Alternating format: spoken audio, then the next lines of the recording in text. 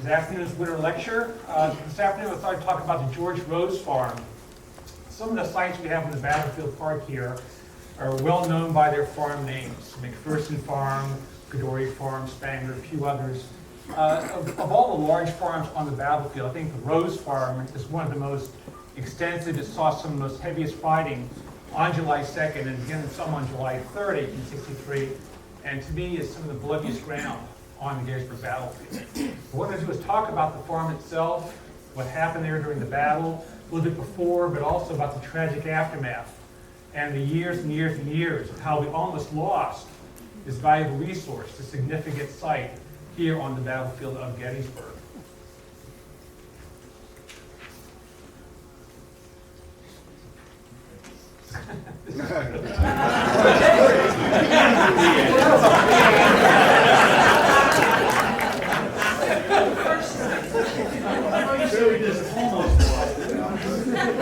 We really did lose it, didn't we? There we go. Hey.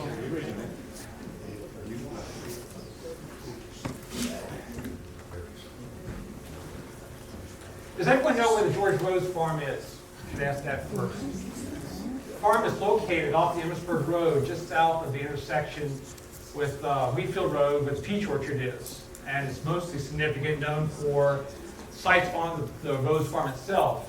Most significant being the Wheatfield, 19-acre field, the Whirlpool of the battlefield on July 2nd. But the George Rose Farm, the history actually predates George Rose's ownership, which begins in 1858. It goes all the way back to about 1795 when a young Jacob Sherfick and his wife Catherine, he was about 25 years old at the time, moved to Adams County from Carroll County. He established a farm here, claimed land ownership to about 337 acres of land at the time that was only crisscrossed by a couple of Indian trails and cart paths. That was it. Sherfick was very successful, and for the next 10 years, he lived on the farm, built a house, a log house, raised a family, cleared acres and acres and acres of land, and began to plant primarily corn, wheat, oats, the typical farm at the time. And by 1805, he was deeded the property, which we know today as the George Rose Farm. If you look to the right, the map here encompasses somewhat of the farm outline at the time that George Rose bought it in 1858, but Sherfick's holdings were much larger than this. He owned almost all the way down towards the modern-day Bushman Farm is. He owned property along Wheatfield Road, including the famous peach orchard, as well all the way to Seminary Ridge. He sold off parts of those properties for settlers that were then invading the county in the 1830s, but he still kept the containment of the farm itself, and it was very prosperous.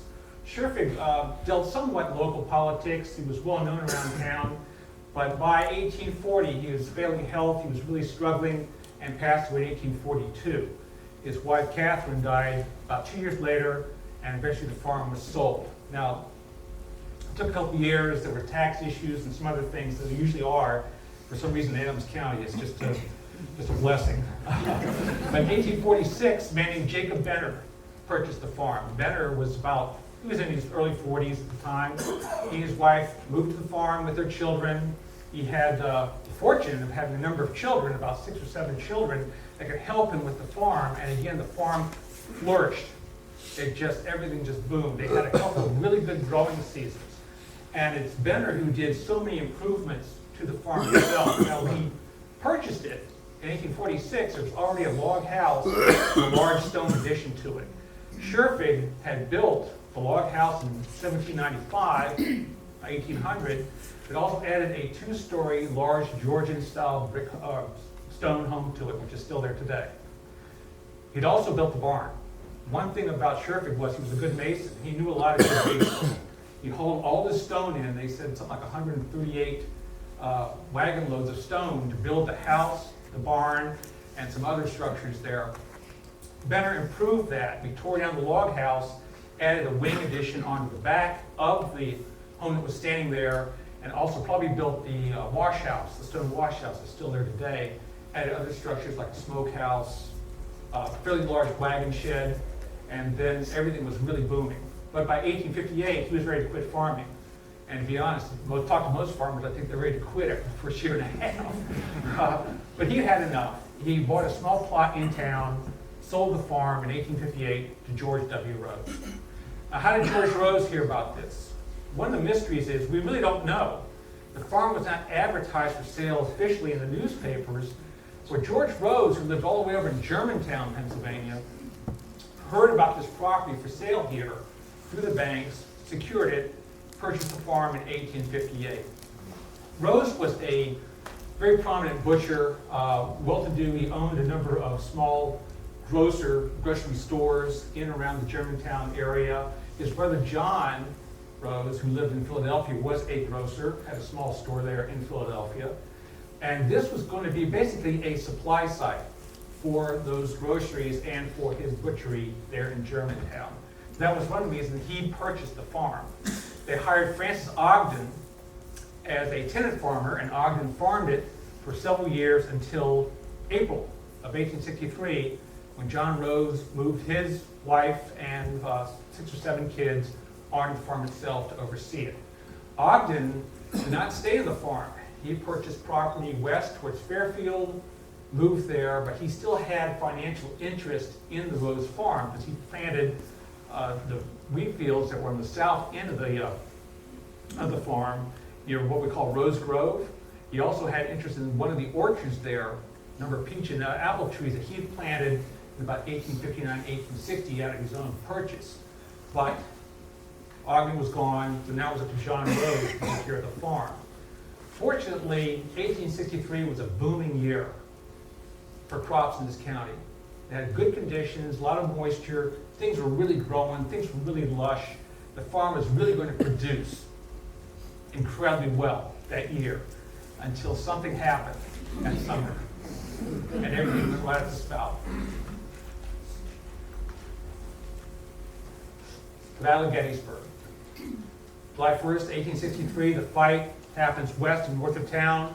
Union troops fall back to Cemetery Hill, Cemetery Ridge, and by the morning, July 2nd, this Union line is now like a large horseshoe based on Cemetery Hill. The Confederates are sweeping around it, and it's Lee's plan that day to attack the Union position from 2 directions, as we all know, from the east and from the south-southwest.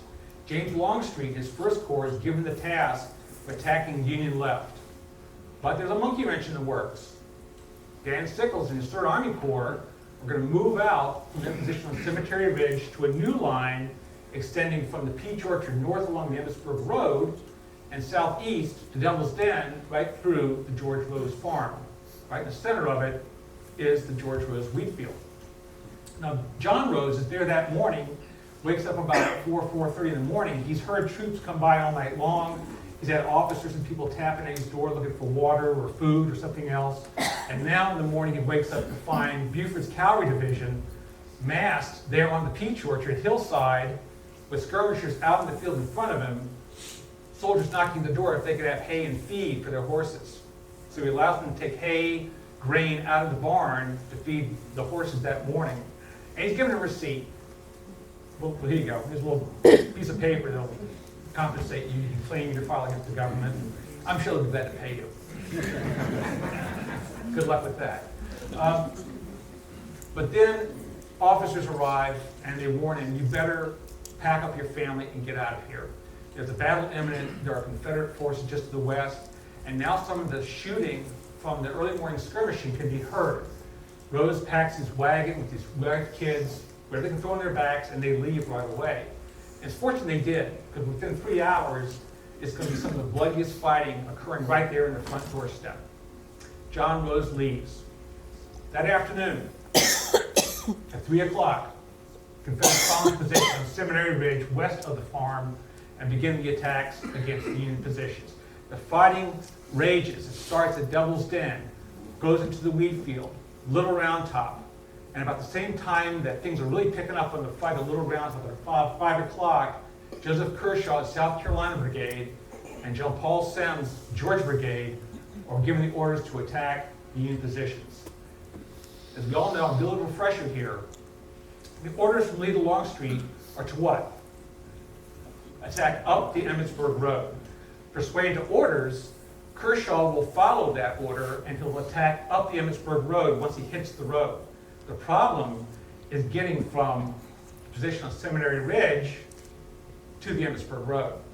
It's all a wide open field. So that's tactically a real problem for his brigade.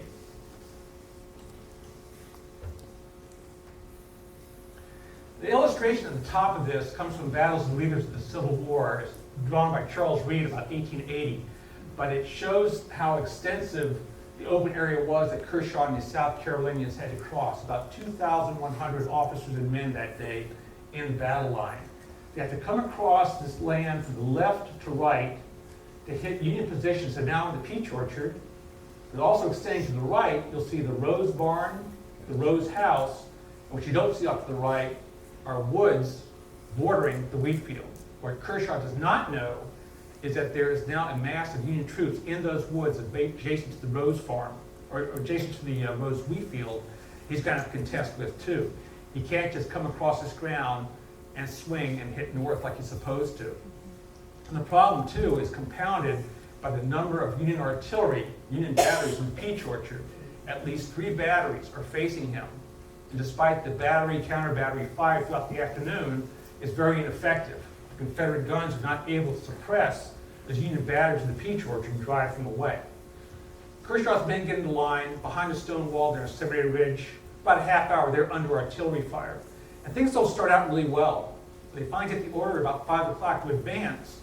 The men stand up, form the battle line, and the color bearer, the 7th South Carolina, foolishly unfurls his banner. Well, what does that do? The target. Union shell comes right from the Peach Orchard, right into the color guard, and kills and wounds half of them. So that's an inauspicious beginning is attack that afternoon. As the general wrote, though, later, in advance of the line of battle, the line was broken to pass the obstacles entered at Roses. The obstacles he's talking about are the fences, the orchards, and especially the buildings.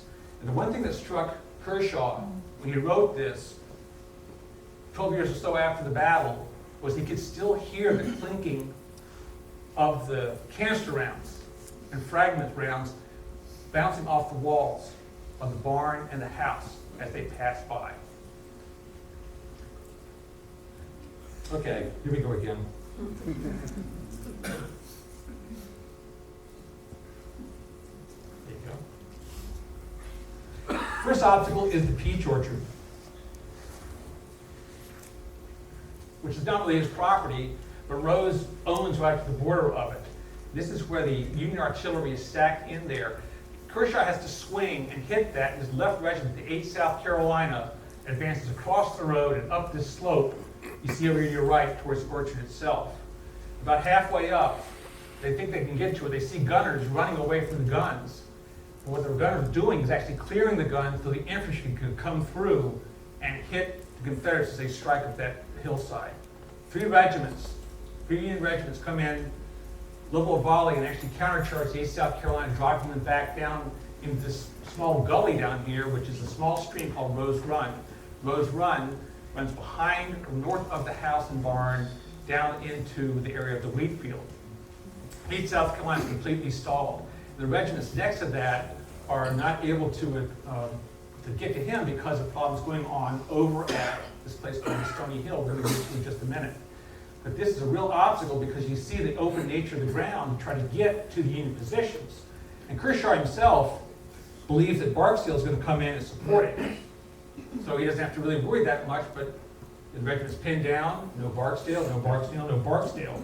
He writes later on, in advancing the line of battle, recklessly the line was broken to pass obstacles encountered at Roses. The batteries near the orchard concentrated a terrific fire on us at that point. I well remember the clatter of the grape against the barn wall and the houses we passed. The 7th and the 3rd South Carolina regiments fell promptly in the line again as they passed the buildings as soon as they were passed, and for a short time the left wing halted about the walls and fence left of Roses, and then in order to move forward to attack the batteries. What Kershaw leaves out is there were a number of men of the 8th South Carolina as well as the 2nd who saw that slope, saw those batteries up there, and said, I think I'll wait and let everybody else go forward. There were quite a few stragglers hanging around the Rose Barn and the wagon shed. They noticed later on as they came back that these men were not hurt, not scathed, but they're backing them up. we talk about bravery and courage in battle. It took a lot of courage for these guys to go into battle. Everybody knows that, especially over this open ground against Union batteries. They cannot defend against them, so they get close. Same for the infantry. There are also men who you don't really hear about, who say, I'm just going to wait and let those guys be heroes. It happens in any war. That advance itself across the open ground was deadly enough. As one soldier wrote a sergeant in 7th South Carolina, he didn't think his life was worth a straw in crossing that, because everybody in the world was shooting him. So much iron was going in the air and hitting amongst the regiments that naturally they started to fall apart. There was a lot of problems keeping the organizations together. And it took all Kershaw could do to keep these regiments organized and pass through the road's buildings. But then they ran into this fight on their right. And by the right, if you're standing in the Wheatfield, is to the west. It's those woods there where we occupied by federal troops called the Stony Hill. You're on the Park Route today, it's called the Loop. It's where the road just loops around and goes along Sickles Avenue. That little hill was a real problem for Kershaw because it was on his flank. And instead of being able to swing north, now we had to take his right regiments and swing to the right to attack the positions up there. And what thrilled some of the guys in the 7th and 3rd South Carolina was as they approached that hill, the federal troops withdrew, or they're pulling back. And they actually occupied part of the hill. But then a moment later, more Union troops appeared, occupied the hill, and the fight was on in close quarters. What happened was part of the 5th Corps that occupied that hill was pulled back by General Barnes. They thought they were being flanked. They were replaced by Zook's brigade, the 2nd Corps, marched in. Zook's men went right into the fight, and at one point it got hand-to-hand. The 3rd South Carolina and the 140th PA were so close, they literally could breathe on each other. That's how close they were in loading, shooting, and firing in each other's faces. The fighting up there was hand-to-hand, and finally the 3rd had to pull off, basically just to save itself. That left the 7th wrapped around the base here, trying to hold on to that part of the hill. It was years later, Lieutenant Colonel Frank Gaylord of the 7th. Oh, excuse me, I'm sorry, I'm jumping ahead of myself. Lieutenant Colonel Gaylord of the 2nd South Carolina, his regiment was shifted over from the attack on the Peach Orchard to now strike the Stony Hill. And doing so, they suffered very, very heavy casualties. And it all happened, as he says, within a matter of 10 minutes. 10 minutes is all it took for his regiment to suffer almost 30% casualties. 2nd South Carolina comes to this battle with almost 330 officers and men. They lose 50 of them in shifting over to support the 3rd South Carolina in 10 minutes. The fight now is raging on the Stony Hill and is eventually occupied again by federal troops. This is a little bit better perspective of the fight there. This is a painting done by Regis de Trobriand, who was a brigade commander of the 3rd Corps. His troops were those that occupied the Wheatfield in the first part of the fight. He painted this years later to show the fighting up the Stony Hill and the significance of it. You can see the federal troops to your right in the Wheatfield fighting out with some of the Confederates out there, but this is the problem with the 7th South Carolina below, trying to take that hillside covered with rocks, boulders, and trees, natural perfect defenses for the federal troops that are up there. David Aiken of the 7th South Carolina was the colonel at the time and wrote extensively about his experiences here at Gettysburg in the aftermath of the war. As we're talking about the fighting, his regiment was very close to men using rocks and boulders. They tried to go up that hill several times and were up at the top of it when he saw troops coming around his right. And he wrote, "Word came to me that the enemy were forcing themselves to my rear. I at once gave the order to retire, and the regiment did not stand upon the order of going. But with considerable confusion, though no demoralization, we returned as far as the Spring House, very much to the chagrin of General Kershaw." The spring house he's referring to is no longer there. It's a stone spring house that stood just about where the viewer is in this painting. But his regiment falls back. The troops he's talking about attacking his flank are who? Anybody know? Irish Brigade. Absolutely right. Irish Brigade comes sweeping through the field, all 600 or 800 of them.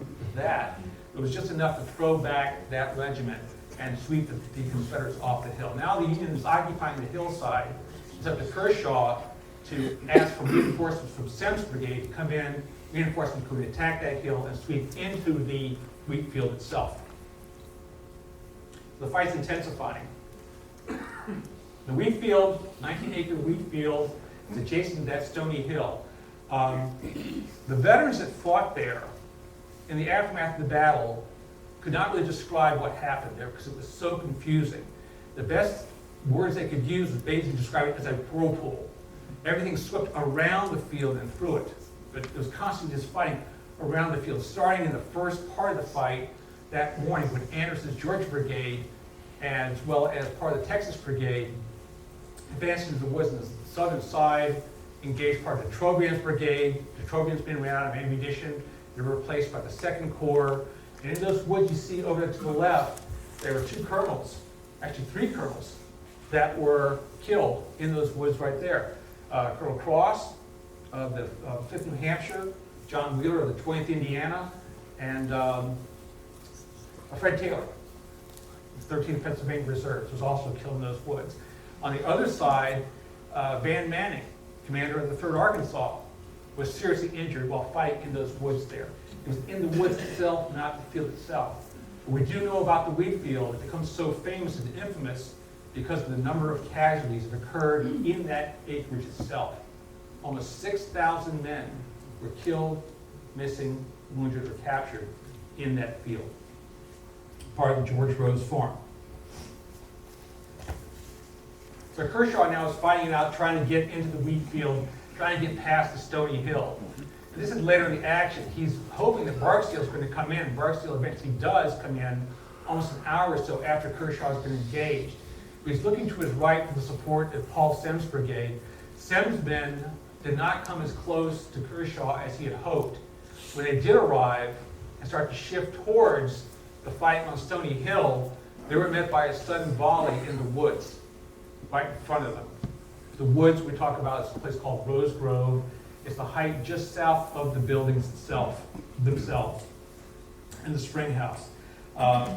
Peter McGlashan, who was the major of the 50th Georgia at the time of the battle, still had vivid memories of what happened there.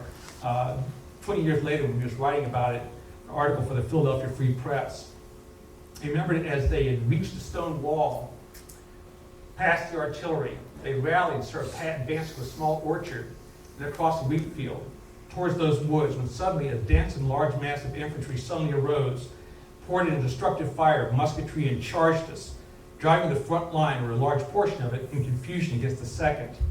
We rushed against the enemy for what seemed to be an hour, and the hottest and sternest struggle of the war was waged at the edge of those woods. It was a regular melee, the opposing ranks mingling and fighting hand to hand with bayonet and with clubbed musket. The area we're talking about is right here. This is called Rose Grove. And if anybody's ever been out on the park tour route, sometimes you go up here. This is Brook Avenue, where the line of Brooks Brigade, his regiments are up there. Brooks Brigade was the 4th Brigade of the 2nd Division, 2nd Army Corps. And as that division had moved into the Wheatfield to support the 5th Corps troops and 3rd Corps troops there, Brooks' men went right through the Wheatfield, right through the slot, past the Irish Brigade, and up in this grove just in time to meet Semmes' advance. Here along those woods, right there in this little wood line, was some of the vicious fighting of the entire battle. Hand-to-hand combat at one point. Brooks had his men just behind the ridge, and they were firing at knee level. They couldn't miss a single thing. The casualties in this field beyond that are atrocious. For example, the 50th Georgia, they lost almost 95 men out of 300.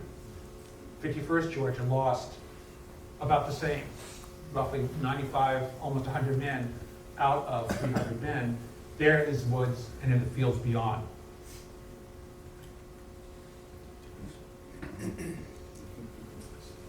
So the fight finally ends mercifully at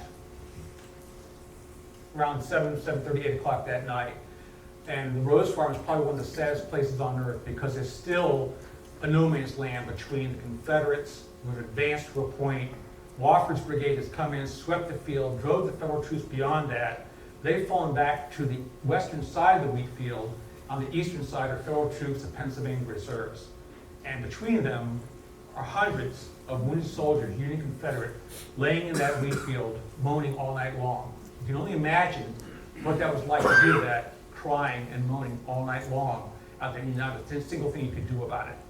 Those who did venture out to try to bring in the wounded were usually shot at, in one case by their own men, and so it was too dangerous to do that.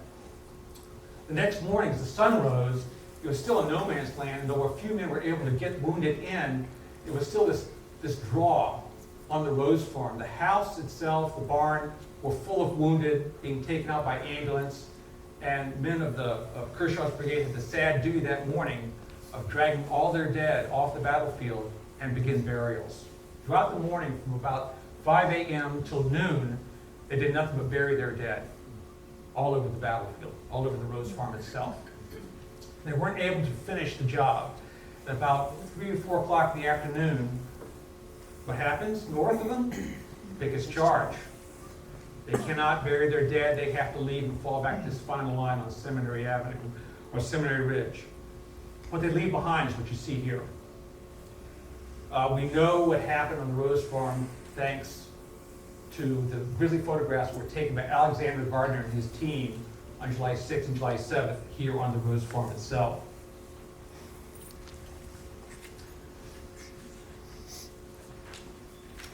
Later that afternoon, July 6th and July 7th, John Rose returns to the farm.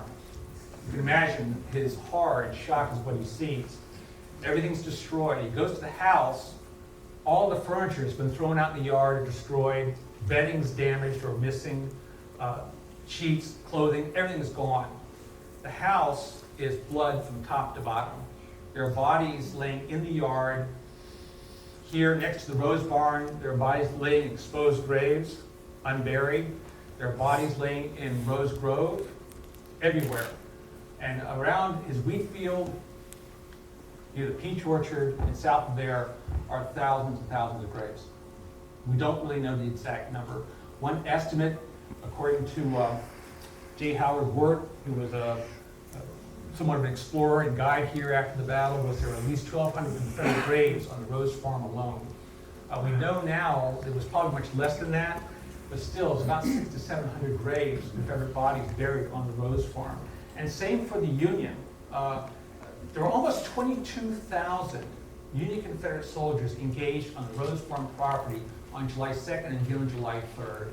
And of those, the casualties are just, the numbers are stymied. Approximately 8,800 Confederate soldiers engaged in the property, of which 3,000 are going to become casualties. Of that number, about 480 are killed. So that's how many are buried on the farm. There's some that are buried off the site that are mortally wounded there, taken off and buried in Confederate hospitals. On the Union side, there are 12,000 plus Union soldiers engaged on the Rose Farm itself, of which at least 500 are killed. A majority of them are also buried there on the Rose Farm itself. So as Wirt writes, a much disgusted man was Rose when he returned. His stock was gone, furniture gone, house filled with filthy clothing and vermin, his supply of drinking water is polluted with dead bodies, nothing left of this farm but the rocks and some of the soil. That's all there was. Nearly 100 Confederates were buried in his garden alone, another 175 behind the barn and around the wagon shed. Graves were scattered through the lawns adjoining the house, one Confederate colonel being buried within a yard of the kitchen door.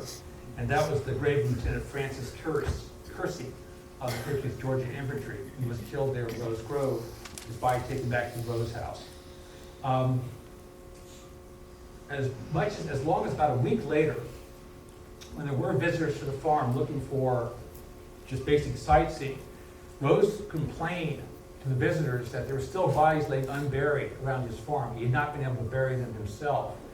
He told the visitor that when he came back, everything was destroyed. He finally brought his family back a day or two later, but all he did for the first 2 days was bury bodies.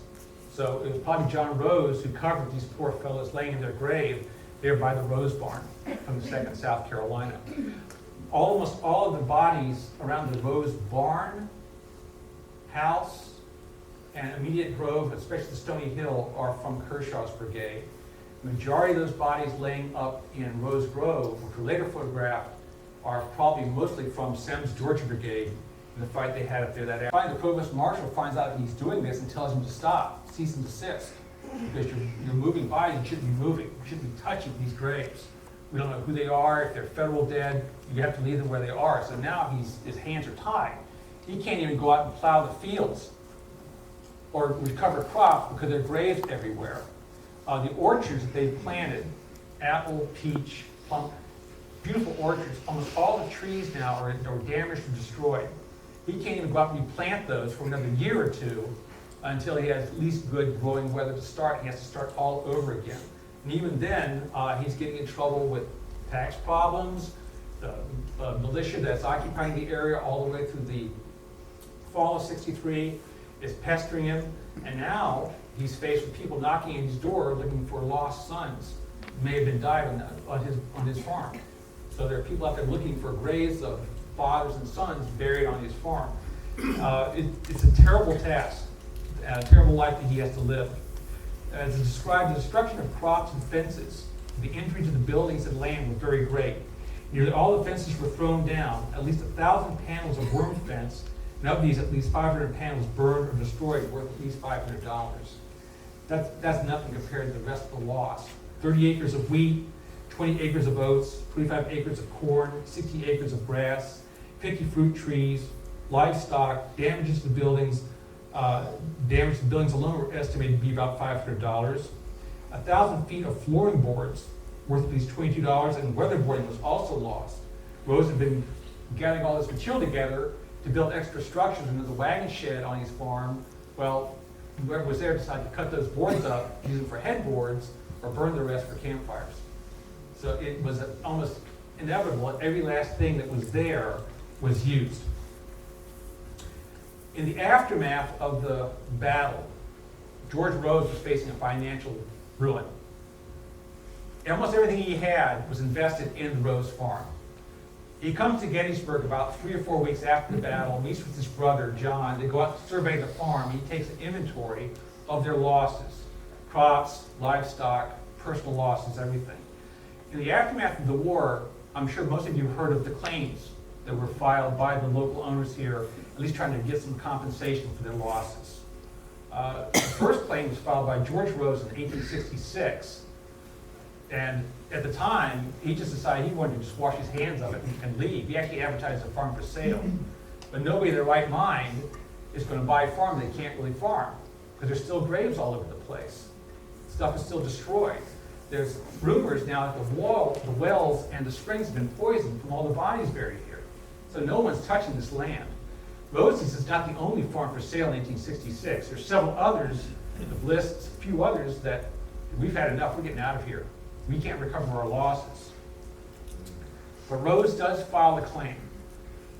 The claims process is really complicated in this matter in that George owns the farm. John is living there. But then there's Francis Ogden, the tenant farmer. He also has financial interest in the farm itself, so he will file a claim not just for the losses from his farm in Fairfield, also for his losses of crops and material on the Rose farm itself. So you can imagine the quartermaster clerk getting all these claims in from 3 different people for the same property, trying to delineate who was claiming what. The only compensation they ever got was about $50 for the hay and the feed taken by Buford's division on July 2nd. The total on top of everything from all 3 was about $7,000. They didn't see a dime of it. Did not see a dime. So for the next 5 years, George and John Rose will struggle with the farm financially. Several times they will default on tax payments. In 1871 and again in 1873, it will go up for sheriff's sale. It's just at the last minute that George is able to cover the cost for that, as well as John doing some extra work on the side. They're going to sell off parts of the farm to compensate for their damage losses. And by 1874, to be honest, they're getting up there in age. They're both in their 50s. I think John's about 56, 57. George is not quite 60. They've had enough of farming and the farming business. George just wants to retire to Germantown. John wants to wash his hands, take his family, what's left of it, and get out of here. So they advertised the farm for sale in 1874. goes up for sale, there are no offers, no bids, until finally a man named Hagee, Charles Hagee, purchases the farm in 74. He can't keep up with the payments either. So eventually he sells partial interest back to the Roses, and they're going to basically co-operate or co-own the farm for the next 5 or 6 years. George passes away. His wife Dorothy finally sells the farm in 1880 to William and Rebecca, excuse me, is it Rebecca? Rosanna. Rosanna Weibel. The Weibels will make the farm, they'll reinvent it, for lack of a better term. William Weibel has, he's represented a number of farm equipment companies in Adams County. He's dabbled in farming quite a bit. He sees the Rose Farm as a great way to also advertise some of this new equipment that he represents. So the farm itself will become a model of farming here in Adams County. And by that time, majority of the Federals, they've all been moved to the National Cemetery. Confederate graves, all the remains have been moved to Richmond and like that in 1872, 73. So now the land, once again, is open for farming. He's able to produce quite a bit. The farm does really, really well in the 1880s. The house itself, this is the Rose House, the earliest photograph we have of it. Weibel and his family move in. He's got 5 or 6 sons to help him with the farming, ages 10 to 27, I believe, and so the farm will flourish. Weibel also makes money on the side advertising himself as a battlefield guide. Now, whether he was or not, I don't know. But he says, I'm living on the battlefield, so I'm a guide. I can at least show you around the Rose Farm. But Weibel, too, is like,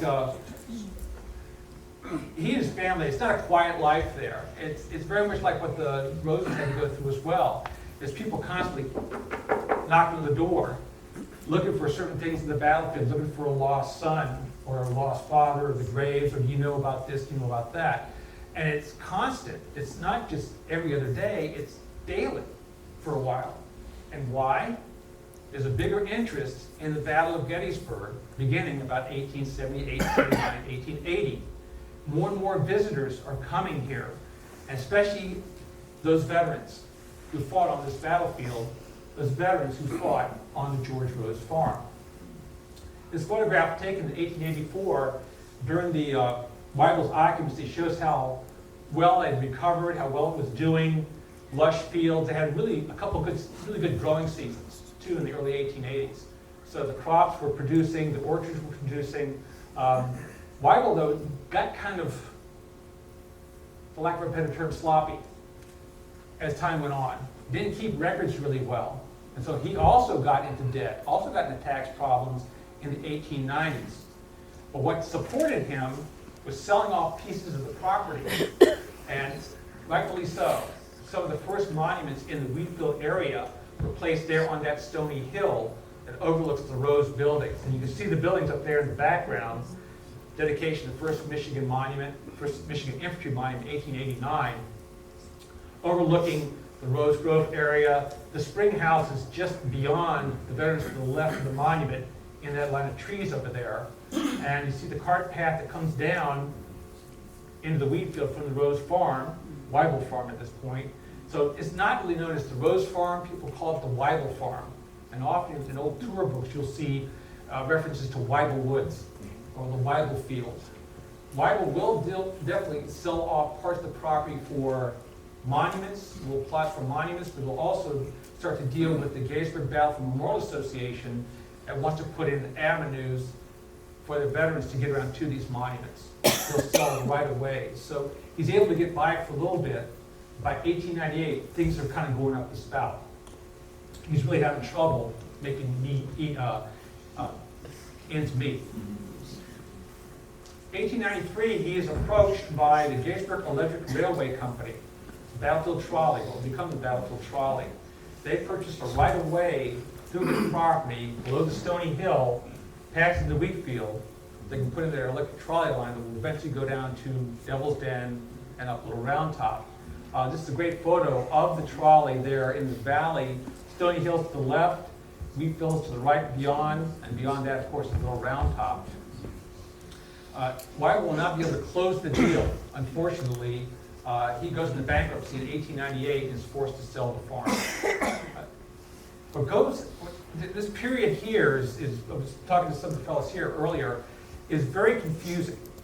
A man named J. Emery Bear, who has financial interest in the Catalyzing Springs Hotel, he's done a lot with the banks and done a lot with land. He's a pretty substantial landowner in Adams County. He will purchase the farm. He doesn't purchase, he basically goes up to sheriff's sale. I think he pays like $100 for it, something like that. Bear is advanced age at this time. And he doesn't really manage the farm. He brings in some people to try to manage the farm for him. He allows the Weigels to live there. But now it's not William Weigel, it's his son David. Son David takes over operation of the farm. He and his wife Maggie basically operating the farm, and after a couple of years, they sell it back to the Weigels. So Maggie and David Weigel will now own the farm for the next 15, 20 some years. There's not that much farming to do in this area because of the Electric Railway, the Gettysburg Battlefield Memorial Association, and the United States War Department. The War Department will come in and they want to secure larger portions of the land, especially the Wheatfield itself, which I think they purchased that from Barr and a few others. But now the farm itself is being reduced.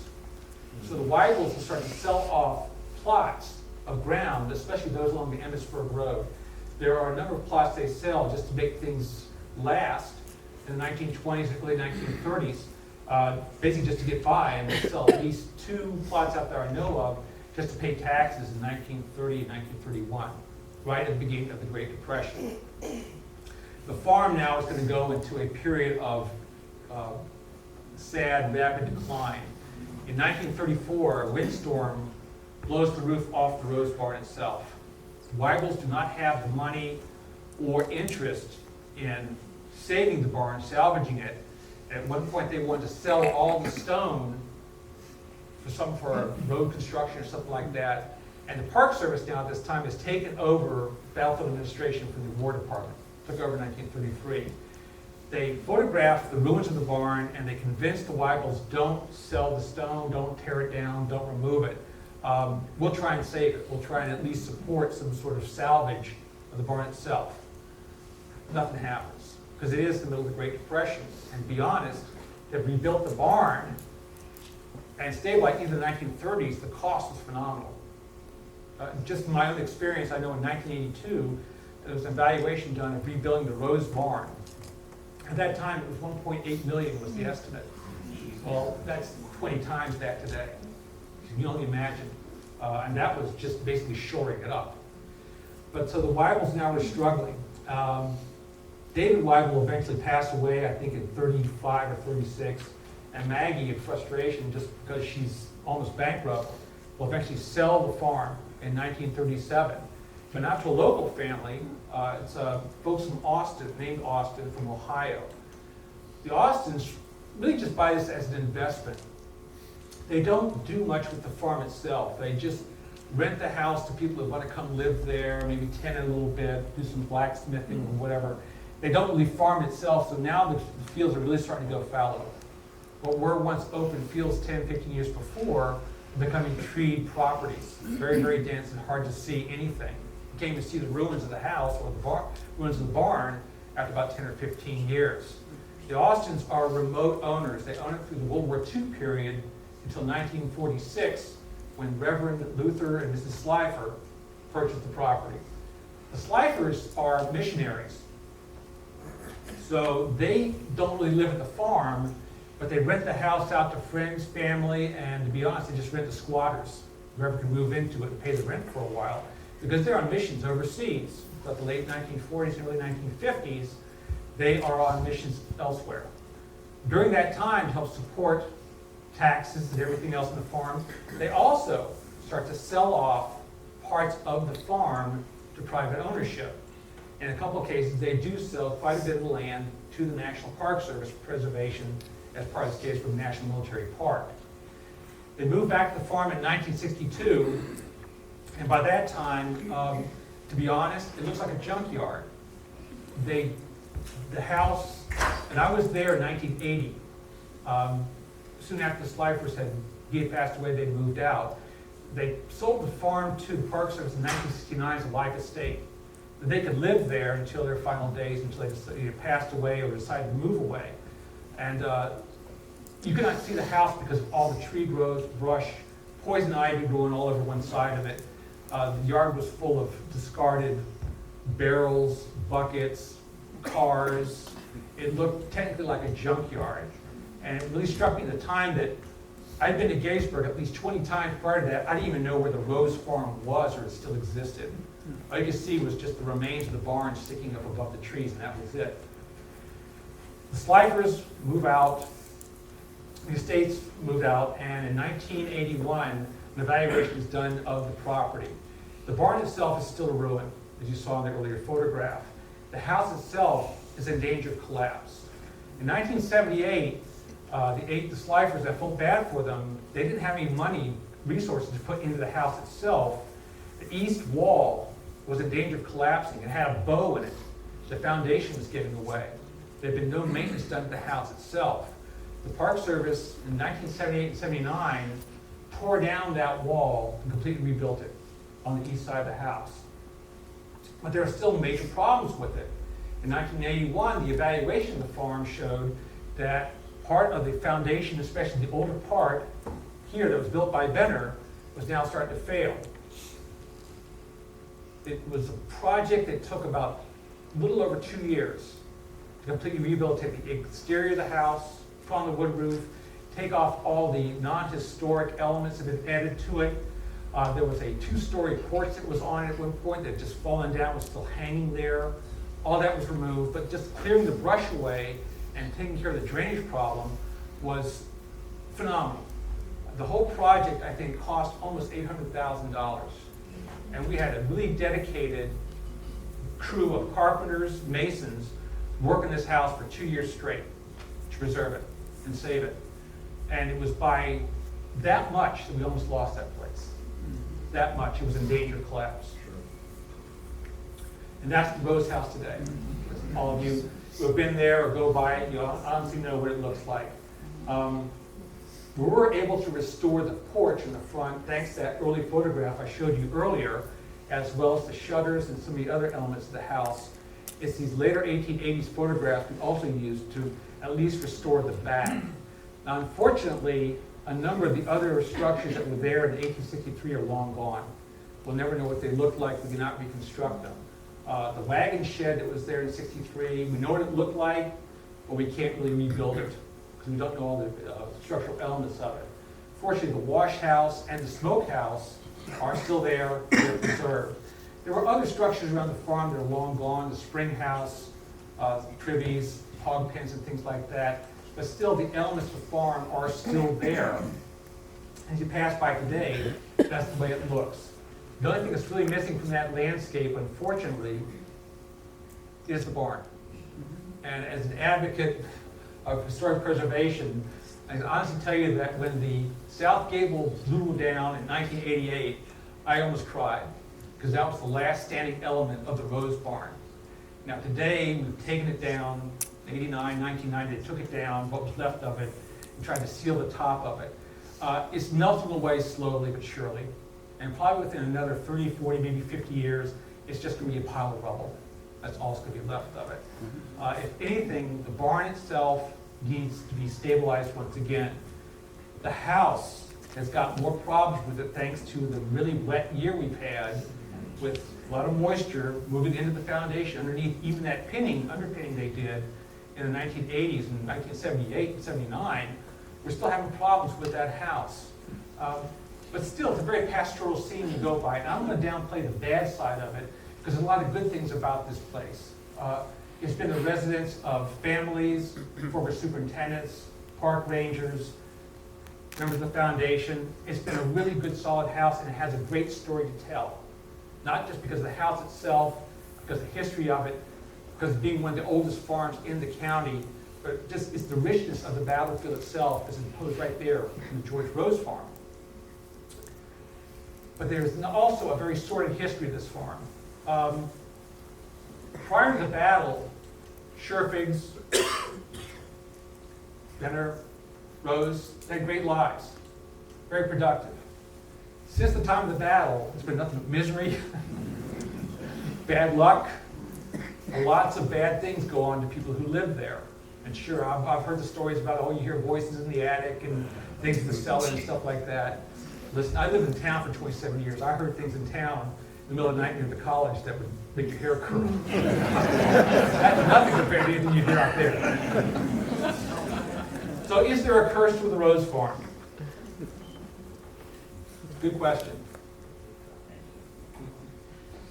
I've worked at the park since 1980. And in those years, I know almost every year the Rangers always get a package in the mail of a stone, a rock, something. I took this off the field, nothing but bad luck ever since. And this was the most striking thing we got about maybe 15 years ago.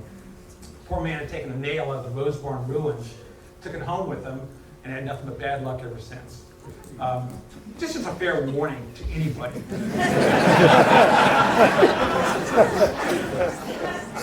When you come to Gettysburg National Military Park, enjoy the park.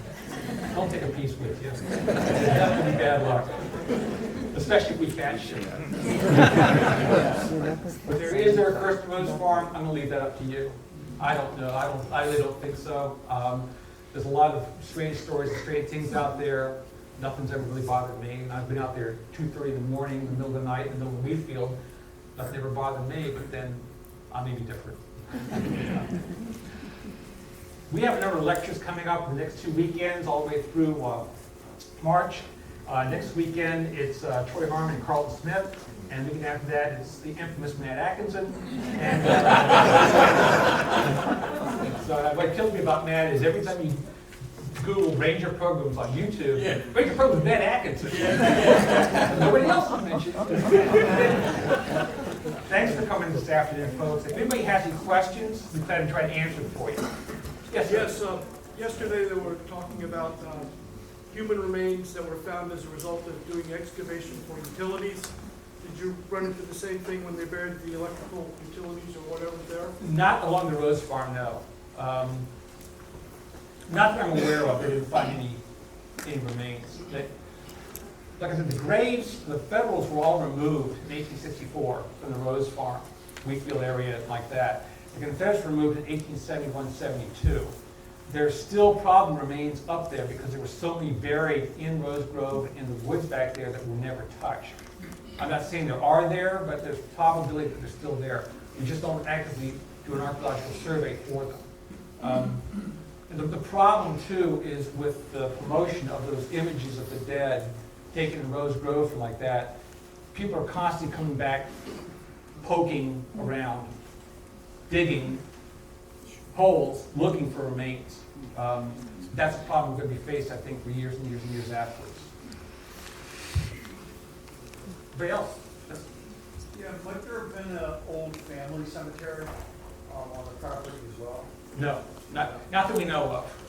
Not that we know of. Surefigs and obviously, I'm not going to say they're buried in town. I'm not really sure where they are buried, but there's no cemetery on the Rose Farm itself that we know of. Anybody else? Yes. Kurt, visitor access.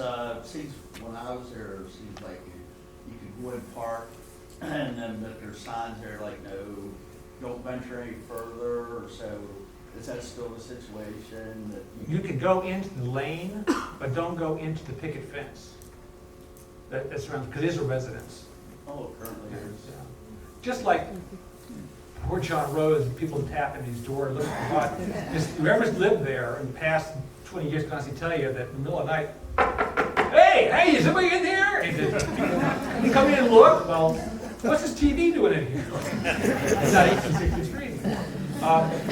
You're welcome to go down the lane and walk around, but just respect the rights of whoever's living there. So the picket fence, it's best to stay outside the picket fence. That's what I recommend. But you're welcome to go down there at any time, because it is National Military Park, it's public land, you're part of the public. When you refer refer to the Sherfy Farm, is it actually the Rose Farm too? They're one and the same? No, the Sherfy Farm is the one that's just north of there. Okay. Joseph Sherfy owned the peach orchard itself Right, so that's and a property on the west side of Gettysburg Road. Sir? You made much ado about human bodies. What about animal bodies? There were a number of, it wasn't as heavy a loss in horses on the Rose Farm as there were on other parts of the battlefield. And that's because the officers, with a few exceptions, the Confederate side and the Union side, all went in unmounted. They left their horses off the field. So the only few horses that were killed there, if any, were artillery horses from the Confederate side along the Gettysburg Road on July 3rd, and that was about it.